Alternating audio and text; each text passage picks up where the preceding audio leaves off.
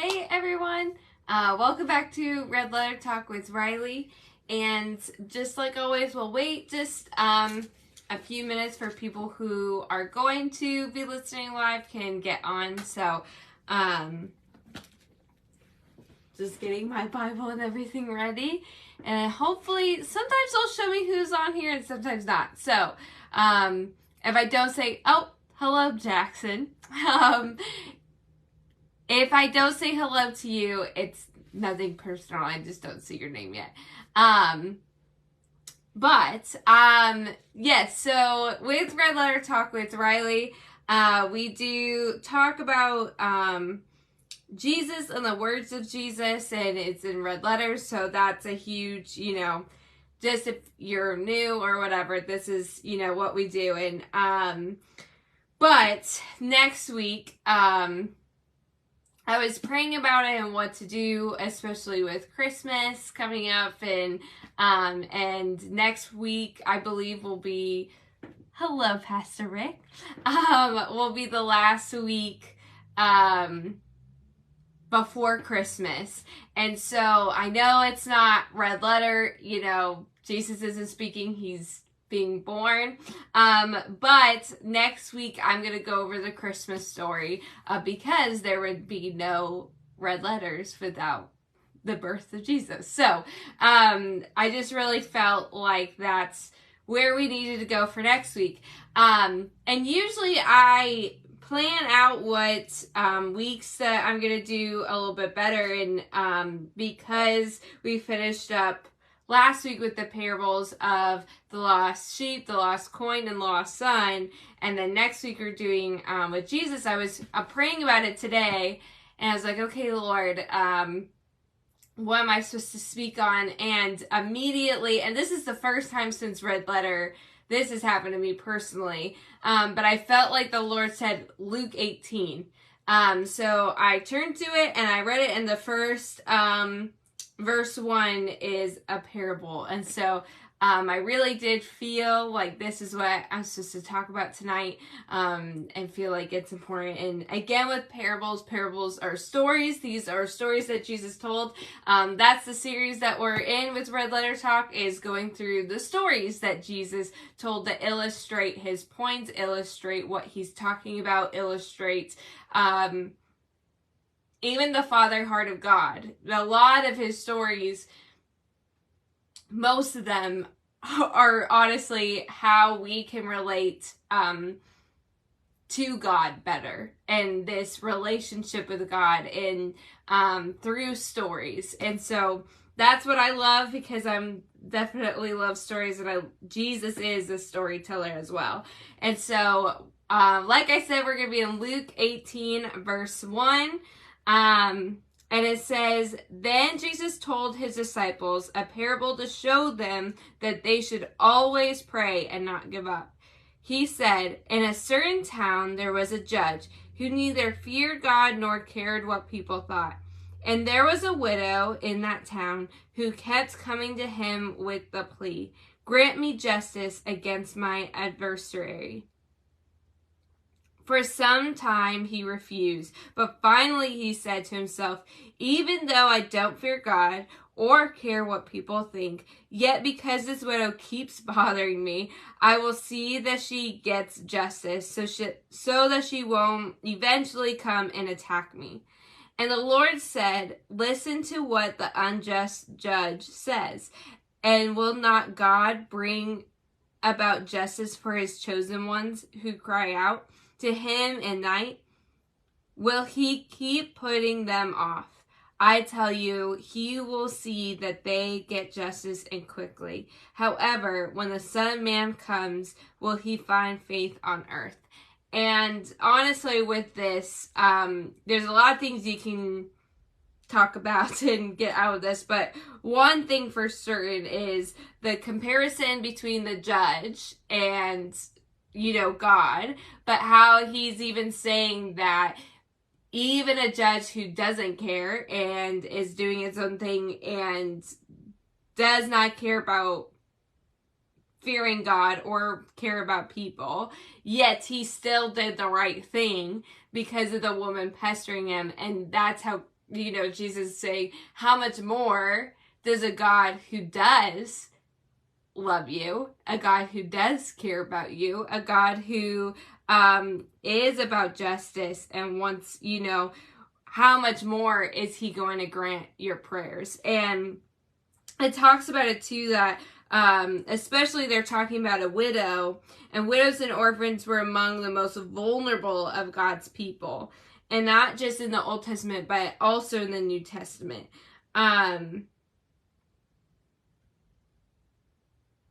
And insisted that these people would be properly cared for. And so that's and I love that, because it's such a sweet way to put as well of he could have chosen anyone, but again, Jesus cares about the widows and the orphans, and just about especially to never stop. And honestly, I was praying about it after I got Luke 18, I'm like, okay, God, and I know it's scripture, but it's, pray without ceasing. It's just something that's just been in my heart of, and I don't know if anybody can relate, or, I feel like, yes, and there's something that you have been praying for. I feel like tonight's just supposed to be encouragement to don't stop praying for it. Don't stop praying for those things. Don't stop praying for, whatever it is, if it's a family member, or if it's, I don't know, just something at your work, or something with your kids, or something with, I don't know, just whatever it is that you're praying for, healing that you're praying for, to never stop ceasing, never stop praying, and never stop, yeah, I don't know. I just felt like that was the encouragement for tonight. And I'm going to keep going, because I wasn't sure if I was going to get to this part, but I think I will read this part as well. So the next part, so in Luke 18:9, it says, to some who were confident of their own righteousness and looked down on everyone else, Jesus told this parable. 2 men went up to the temple to pray, one a Pharisee and the other a tax collector. The Pharisee stood by himself and prayed, God, I thank you that I am not like the other people, robbers, evildoers, adulterers, or even like the tax collector. I fast twice a week and give 10th of all I get. But the tax collector stood at a distance. He would not even look up to heaven, but beat his breast and said, God, have mercy on me, a sinner. I tell you that this man, rather than the other, went home justified before God. For all those who exalt themselves will be humbled, and who humble themselves will be exalted.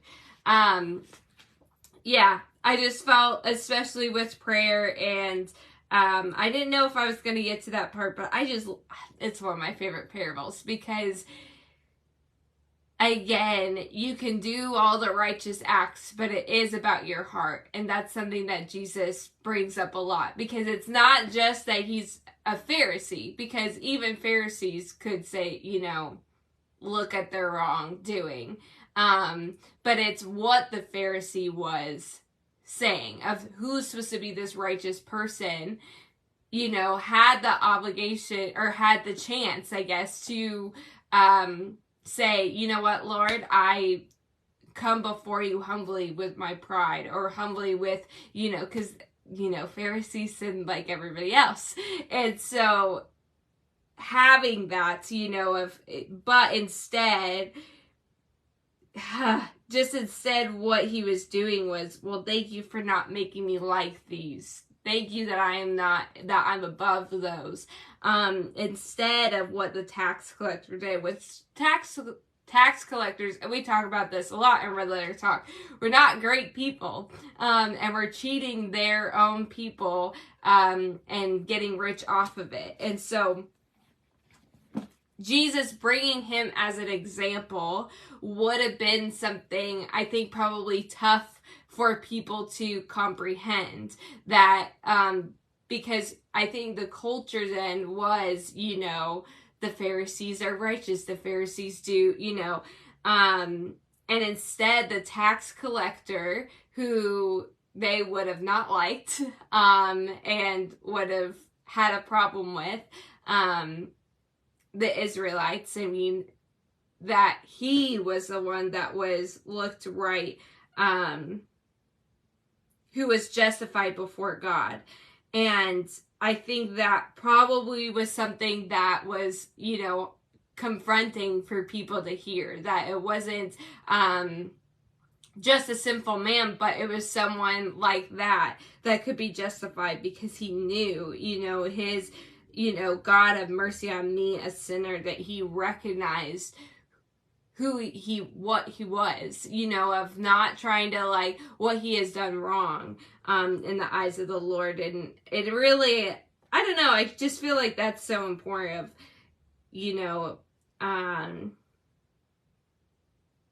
I don't know, and I just got this, I'm kind of babbling,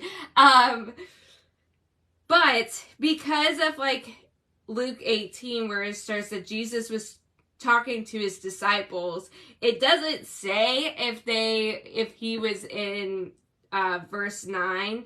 It sounds like, and I could be wrong, so, just take this with a grain of salt, but it sounds like he wasn't even talking to Pharisees right then. He was still talking to his disciples. And I find that fascinating because it shows us that disciples also struggled in areas, of, that even people who were close to Jesus, could have struggled with, oh, well, I pray more than this person, or I do this, or I'm there every week for, prayer, or I'm there every, all this stuff. And it can be so easy for, I think, the enemy and even ourselves to distract ourselves from, what God wants us to do, I guess. So it could be easy, especially people who have grown up in a Christian, upbringing, or, church and different stuff like that. It could be easy to get through the motions, just going there of this is what you do, and oh, this person didn't show up for prayer, or oh, this person didn't. And I'm not talking about anybody at our church, that's not what I'm doing right now, but I'm just saying that it can be easy to, have this almost religious, thing, instead of, okay, but really what is in our hearts. And I talk about that a lot because I think it's really important, because Jesus is constantly talking about the heart and constantly talking about what's going on in us, and constantly, even just talking about humility of, I don't know, just the fact of all those who exalt themselves will be humbled, and all those who humble themselves will be exalted. And I don't know, I think that's just so important for me to know. And I know last week we talked about the prodigal son and the older brother, and what that looks like. And honestly, I kind of feel like this is maybe a theme that is just to talk about. And again, it's not shaming anyone, it's not putting anyone down, because I think this is something that I could struggle with as well. And I've always looked at this verse, especially the two who prayed, and saw, oh yeah, the tax collector, and not really recognize, oh no, I could be the Pharisee, that I could be the righteous person who can look at somebody else. And so I'm not, and really in that way reflecting on that of, okay, God, bringing it back to that, of that just because you've been saved does not make you better than anybody else. And a lot of times religion will make you feel that way, that you're superior with religion. But with Jesus, it's actually, when you have a relationship with Jesus, it's almost, I don't know, it just switches of because Jesus was so humble. He was the most humble. He was so humble that he was born in a manger. He wasn't born in a castle. He wasn't born in this, and so that's who we're trying to be like. I don't know. I don't know why I'm getting on this whole train, but I just really do feel like it can be easy to fall into religion of, this has to be this way. And really, again, Jesus looks at the heart, and with humility and with, all those sorts of things. And honestly, and I know I've plugged it a few times, but if you want something to kind of help show you how Jesus could have acted with people, I strongly encourage you, if you're somebody who struggles with that, of seeing, that Jesus was human and human to people, and I strongly suggest watching The Chosen, because it's not all accurate. They do have but it's very much, you can see how real Jesus looks, of just compassion and empathy that he has, and humor, and all these things. And I'm kind of going on a tangent, but yeah, I don't know. I just feel, especially with these two, the two things that I want to talk about tonight is, if there is something that you are praying for that you have not seen passed yet, have come to pass, that you have not seen it answered yet, to keep praying, to not stop, whatever it is. And I say this a lot to people, but I really do encourage you to write it down. Write down your prayers. Write down what you are praying for. Write down the date. Write down how many times you've been praying for it. Pray for those things. Write it down. And then when those prayers are answered, write that down beside it. I don't know, because there's something, and I've talked about it before, but I just think it's really important, because it could be easy to, in your brain can try to trick things around all the time. But writing it down, write down what you're praying for. It doesn't have to be a whole novel. It could just be 3 words, but write down when you have prayed for things. And that's something that I need to start doing again, and see what God, because sometimes we can just pray and say the motions and pray and say all these things and not even recognize when Jesus answers those prayers, even if it's small things, and so I really do encourage you to write it down. Write down your prayers, write down when they're answered, and never stop praying for those things. Just never stop. Keep going. Have the faith that God is going to answer them. Even when it's tiring. I don't know. Just keep going. I feel that encouragement. And then the second one is even coming to him with humility.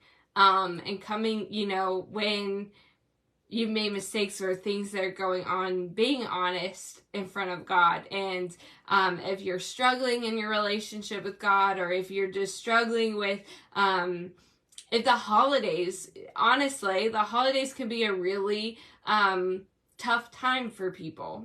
And if that is something you're struggling with, being honest with God, praying about those things, being honest with where you are at, with him, with your family, with, even I don't know, even if you're just struggling with things, and especially what you're praying for, of God, this has been really tough. I've been praying this for 5 years.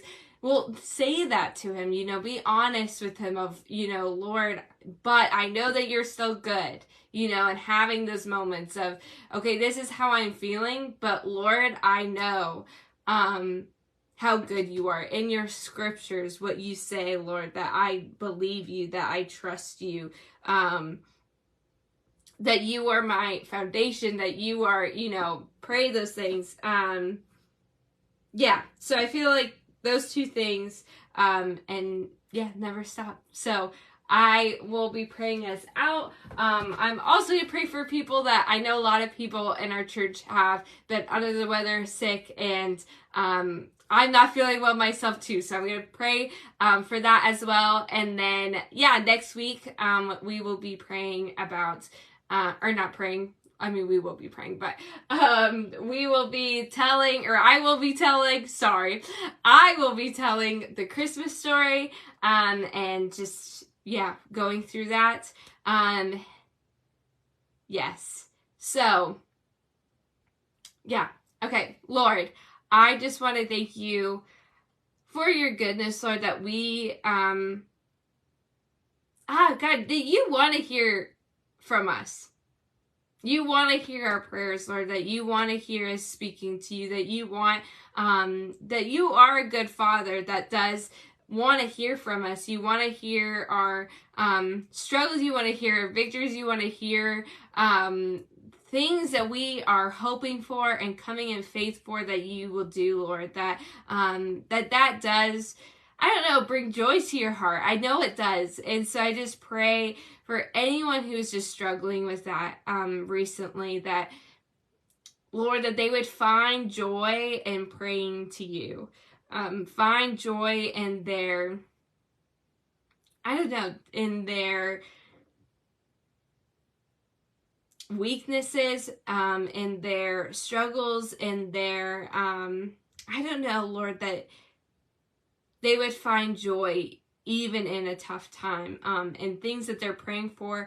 I know personally things that are happening in my life that I didn't think, it looks like it's, people are taking steps back, or situations are taking a step back instead of going forward. And that doesn't mean to lose hope in you. And that doesn't mean to stop praying those things, Lord, that even when it looks lost, it's not.